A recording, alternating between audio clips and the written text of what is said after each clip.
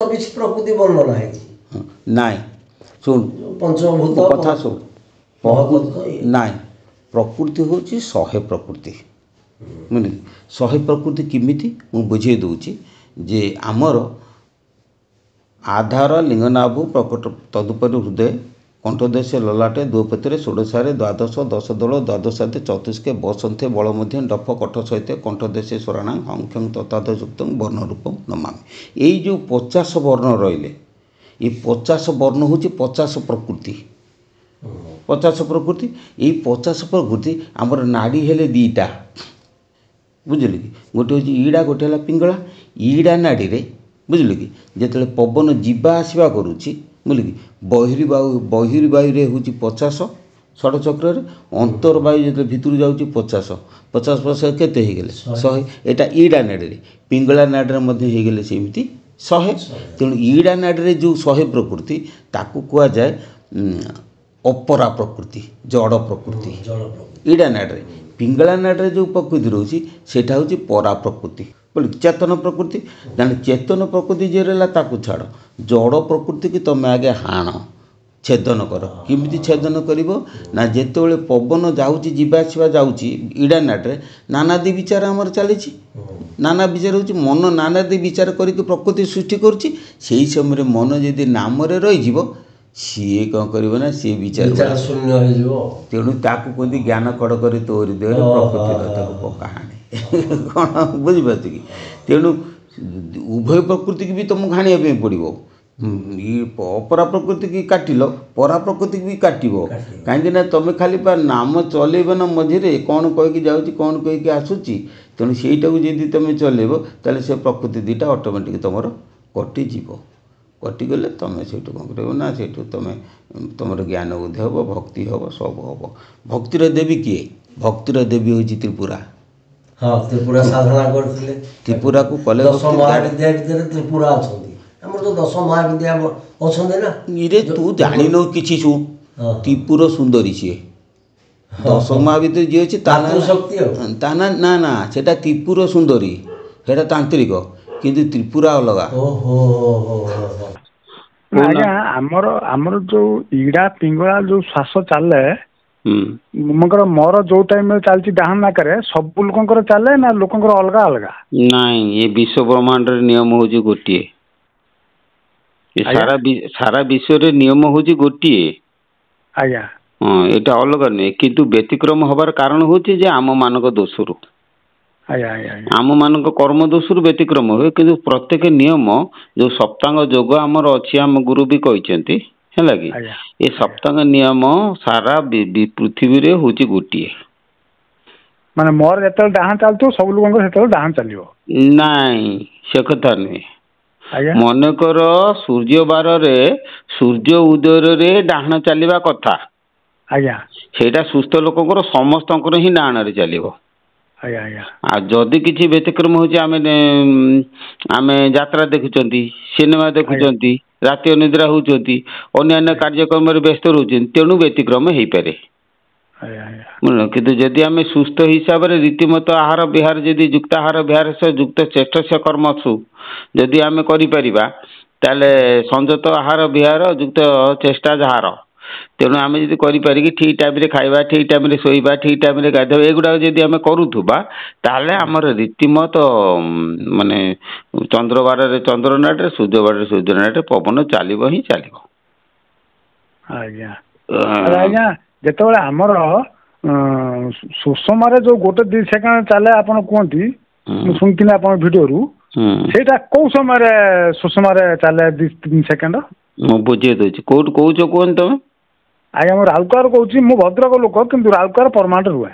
ଭଦ୍ରକ କୋଉ ଜାଗାରେ? ଆମର ସେ ତିହିଡ଼ି ବ୍ଲକରେ। ତିହିଡ଼ି ବ୍ଲକ କୋଉ ଗାଁ? ସେ ବାରୁଅ ବୋଲି ଗୋଟେ ଗାଁ ଅଛି। ବାରୁଅ ଗାଁ ଠିକ୍ ଅଛି। ରାଉରକେଲାରେ ପରମାନେଣ୍ଟଲି ରହୁଛ ନୁହେଁ କି? ଆଜ୍ଞା ହଁ ମୁଁ ବର୍ଷକୁ ଥରେ 2 ଥର ଯାଏ ଗାଁକୁ। ଆଚ୍ଛା ଗୁରୁଫୁରୁ କରିଛ ନା? ଆଜ୍ଞା ଗୁରୁ ତ କରିନା। ମୁଁ ସେ ଆମର ବିଭୂତ ରଞ୍ଜନ ଯୋଉ ଆମ କ୍ରିୟା ଯୋଗ ଶିଖାନ୍ତି ତାଙ୍କରି ପାଖରୁ ମୁଁ ଖାଲି ଯୋଗ କ୍ରିୟାଟା ଖାଲି ଶିଖିଛି କ୍ରିୟା ହିଁ କରୁଛି। ଆଚ୍ଛା ହଉ ଶୁଣ ମୋର କହିବା କଥା तो आमे सबुबले आमर लक्ष्य थाए ईड़ा पिंगला कहले ईड़ाटा हूँ बाम नासा पिंगलाटा हूँ दक्षिण नासा आज्ञा यहीटा भूल बुझल ईड़ाटा हूँ बाम पट मेरुदंड बाम पटे पिंगला हूँ मेरुदंड डाण पटरे एटा हूँ ईड़ा पिंगला सब यही लक्ष्यटा रखिब सुषुम्नाटा रहिबो मेरुदंड भितरे किंतु बाहर अवश्य सेटा ठीक ईड़ा ईड़ा बाम पटे पवन चलले से बाम पट मेरुदंड जो चलती आक्टिवेट करिवो आउ पिंगलाटा डाण पटे भी जदि चले डाण पटे मेरुदंड भीतर आक्टिवेट कथा भी सी ठीक। अच्छा किंतु जो ईड़ा पिंगला कथा तुम कौच सुषुम्ना कथा कौच है सुषुम्ना नाड़ी प्रति 90 मिनिट रे थरे सुस्थ लोकर प्रति 90 मिनिट रे थरे बाम पटरू डाण को जाए डाण पटरू बाँ को आसे तेणु जिते से जीवा आसवा करे से समय मुहूर्ते मात्र से चकिणी हो गोटे बिंदु भाया गोटे लाइट हो सांगे से पुणी सेपट को पलैब सुषुम्ना जगटा तो सब तुमको लाइट देखा सब समय किंतु गोटे कथा हूँ शुण मुझे कौच जे आम गुरु कहते तमर जिते सुषुम्ना नाड़ी खोल आमर कथा हूँ कौन जे बाँ पटे 2 घड़ी अर्थात 90 मिनिट रहा डाण पट को आसो से 2 घड़ी रहा पाठ कौच किंतु सुषुम्ना जिते उदय हम से सी फास्ट कथाटा ठीक नुहे तार प्रकृत कथा है बाँ पटे निश्वास थी संगे संगे डाण पट को पलि आस डाण पटे मिनिटे 2 मिनिट रही पुणी बाँ को पलैब जो एपट सेपट पवन हम जानव से तुम सुषुम्ना नाड़ी उदय है किंतु से समयटा कार के कौ समय हो आम कहीपरूँ किंतु पवन एपट सेपट हुए जो सुषुम्ना नाड़ी उदय हुए से समय जानवे तोर सुषुम्ना नाड़ी उदय है से समय जोग ध्यान सब करवा दरकार ता छड़ा एत व्यतीत आउ गोटे कथा तमें गोटे जो निर्दिष्ट समय तुम जोगरे बसब से समय किछि दिन बसला परे प्रकृत एमती नियम अच्छी से ही समय ही सुषुम्ना नाड़ी खोल ऑटोमेटिक खोल मनकर तुम 6टार बसुच 6टा है मात्र सुषुम्ना नाड़ी आक्टिवेट हो कौन बुझिपारे ना से कहती जे आमर जो साधक मैंने कहते जम नियम नियम अर्थ समयानुवर्तिता अर्थात जो समय बसब ठीक से समय बदल ना आम श्री ब्रह्म अवधूत ठाकुर श्री दानेश प्रबंध कहले एकाधार एकाकार एकागार कले पाइब गुरु विचार एक ठार कौन बुझ कि माने 4टार बसलो मन 4टार बसो 4टा 5 करबोनी ना आ जो ठाकुर को तुम ध्यान कर से गोटे ठाकुर को ध्यान कर जो रिदिम रे तुम मंत्र को मनन करुच से ताल भी से तालटा भी बढ़ेब बर कमेब नहीं है ठाकुर कौन आज्ञा शुणु ध्यान सबुठ बड़ जिनस मुझे देखी ठाकुर कौन सबुठ मुख्य जिनस गुरु गुरु को ध्यान कर देखी सबुठ भल बास तेणु आम जब गुरु को ध्यान करवा से गुरु को ही सब बेले ध्यान करवा आ गुरु को ध्यान मूल गुरु मूर्ति पूजा मूल गुरु मंत्र मूल गुरु वाक्यम गुरु जो वाक्य देथिबे जो मंत्र देथिबे सेटा को कौन करिवो ना तमे जो ताल रे स्मरण करूच से ताल रे करिवो आ जो घरे बसुच से गोटे घरे बसिवो जो धारा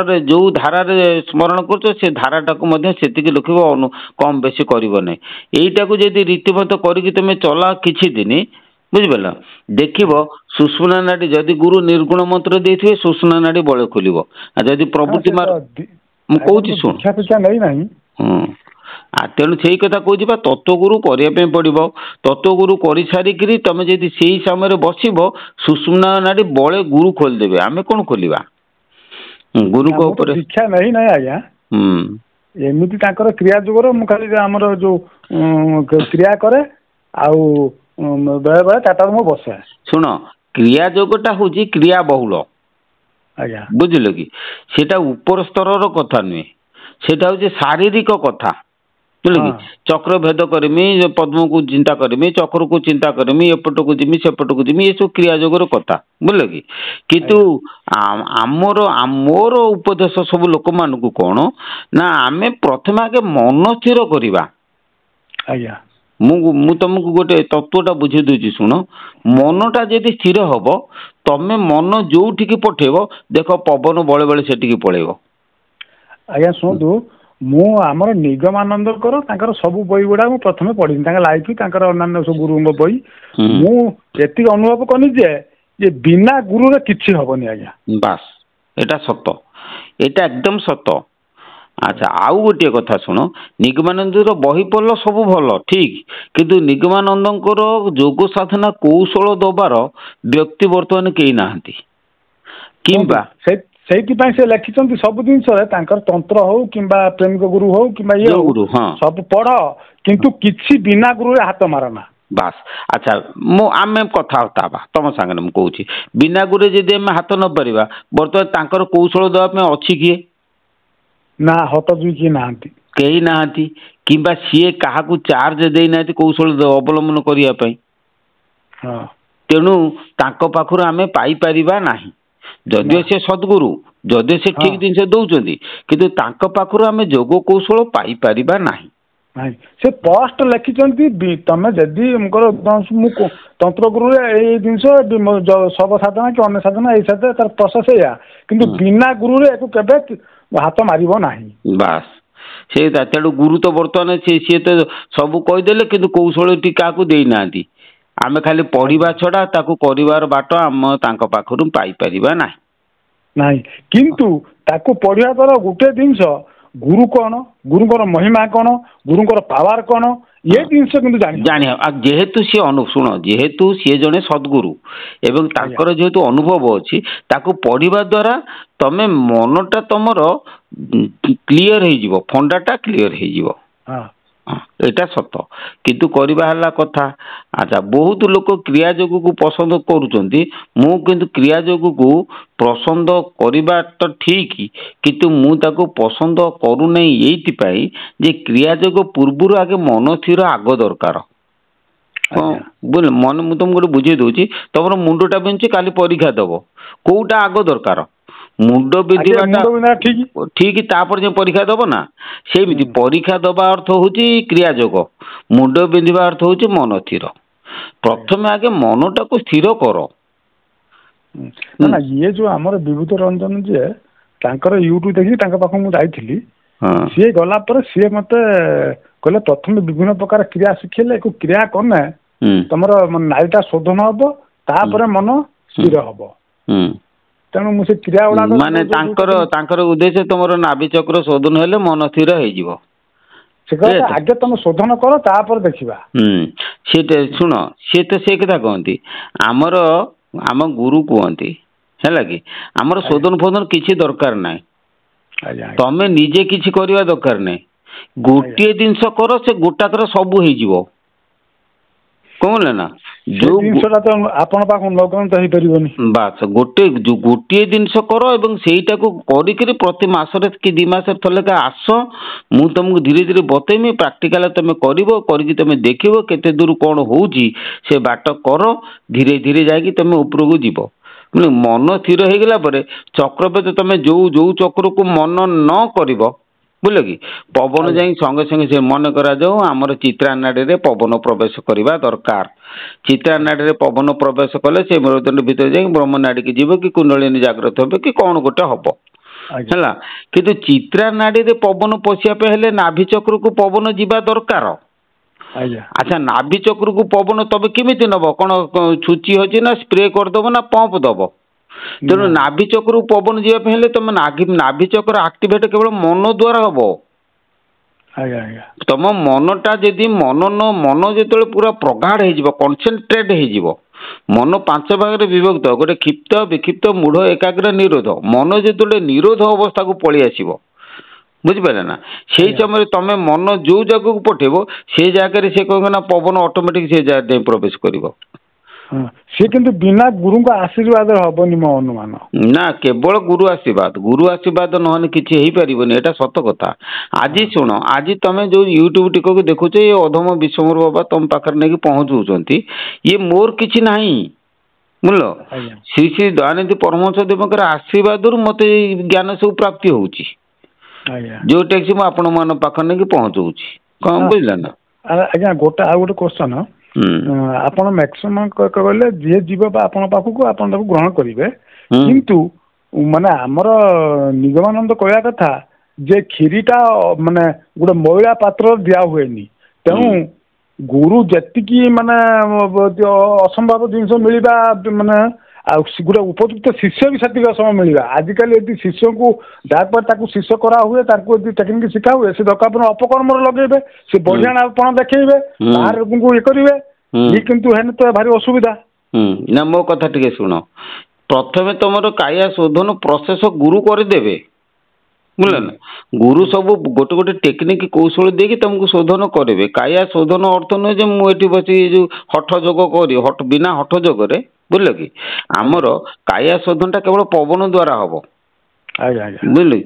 ଆମ ଦେହ ଭିତରେ ପବନ ହଉଛି ଝାଡୁ। ଝାଡୁ ଯେମିତି ଘରକୁ ଖରିକିକି ସଫା କରେ, ଏ ଦେହ ରୂପକୁ ସେ ଝାଡୁ କଣ କରିବ ନା ଖରିକି, ପବନ ରୂପକ ଝାଡୁ ସେ ଖରିକିକି ସଫା କରିବ। ତେଣୁ ପବନ ସୂତ୍ରରେ ଆମେ ଯଦି ମନକୁ ବାନ୍ଧି ପାରିବା ଅଟୋମେଟିକ ଶରୀର ଶୋଧନ ଅଟୋମେଟିକ ହେଇଯିବ। ଆମକୁ କିଛି କ୍ରିୟା କରିବା ପାଇଁ ପଡିବନି। ମୁଁ ଯୋଉଟା କହୁଛି ଅତି ସୂକ୍ଷ୍ମ ସାଧନାଟା କହୁଛି।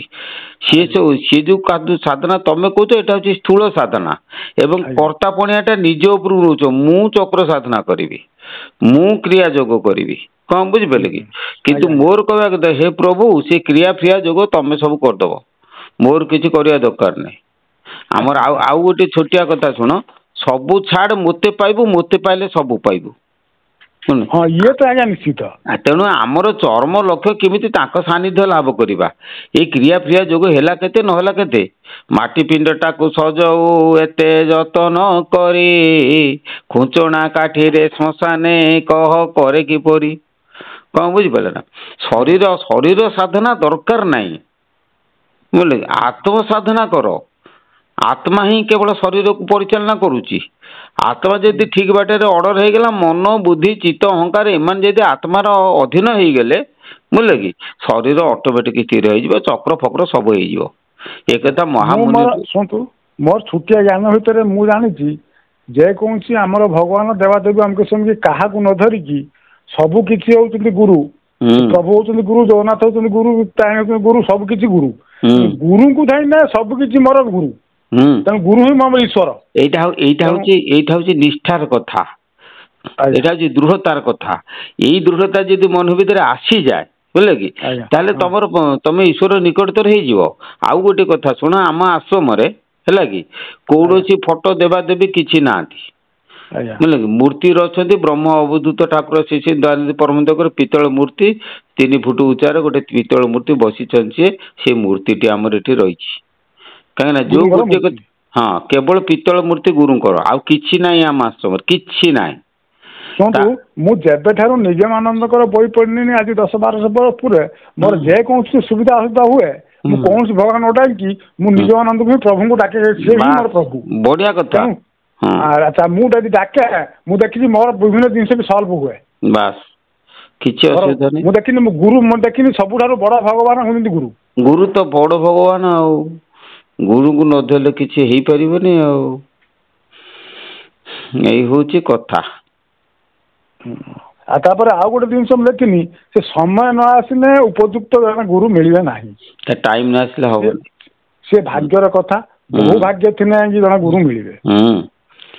ଖାଲି ସେତିକି ନୁହେଁ, ଆଉ ଗୋଟେ କଥା ଶୁଣ, ଏ ଜୀବ ସାଧୁ ସଙ୍ଗ ବିନୁ ଲଭି ନ ପାରେ ମୋର ତନୁ। ସାଧୁ ସଙ୍ଗ କଣ? ହେଇ ତମେ ନିଗମାନନ୍ଦଙ୍କର ସଙ୍ଗ କଲ, ଅନ୍ୟ କୌଣସି ସାଧୁଙ୍କର ସଙ୍ଗ କରିବ। ଏ ସାଧୁ ସଙ୍ଗ କରିବା ଦ୍ଵାରା ଜ୍ଞାନ ଚକ୍ଷୁ ଫିଟିଯାଏ। ଫିଟିଗଲା ପରେ ଆମେ ଜାଣିପାରିବା ଆମର ପ୍ରକୃତ ଗୁରୁ କୋଉଠି ଅଛନ୍ତି, ଆମକୁ ବି ମିଳିଯିବେ ଆସିକି। ଶୁଣନ୍ତୁ, ଆମର ଯେତେ ଗୁଡେ ସବୁ ଯୋଉ ସାଥି ଫାଥି ଅମକେ ସମକେ ଗୁରୁ, ମୁଁ ସମସ୍ତଙ୍କୁ ବିରୋଧ କରେ, କାହିଁକିନା ମୁଁ ଜାଣିଥିଲି ଗୁରୁ କିଏ। ତେଣୁ ଆପଣଙ୍କ ଇଏ ଭିଡିଓ ଦେଖିଲା ପରେ ମତେ ବହୁତ ପ୍ରଭାବିତ କଲା। ମୁଁ ବି ଜାଣିପାରିନି ଆପଣ କଣ, ମୁଁ ସେଟା ଜାଣିଦେନି। କିନ୍ତୁ ଯଦି ଗୁରୁଙ୍କ ଲାଇଫ, ଗୁରୁଙ୍କ ବିଷୟରେ ପଢିନଥିବ, ସଦ୍ଗୁରୁଙ୍କର ବାଣୀ ଶୁଣି ନଥିବ, ତାହେଲେ ଗୁରୁ ଚିହ୍ନି ହବ ନାହିଁ। ତେଣୁ ମୁଁ ଆପଣଙ୍କ ଭିଡିଓ ଜାଣିଲା ପରେ ମୁଁ ଜାଣିଦେନି ଆପଣ କିଏ। ନା, ସେଇ ଯୋଉ ଜାଣିବାଟା କେବଳ ଆଗରୁ ସଦ୍ଗୁରୁଙ୍କର ସେବା କରିଥିଲେ କି ବହି ପଢିଥିଲେ କି କରିବା ଦ୍ଵାରା ତମେ ଏଇଟା ଜାଣିପାରିଲ।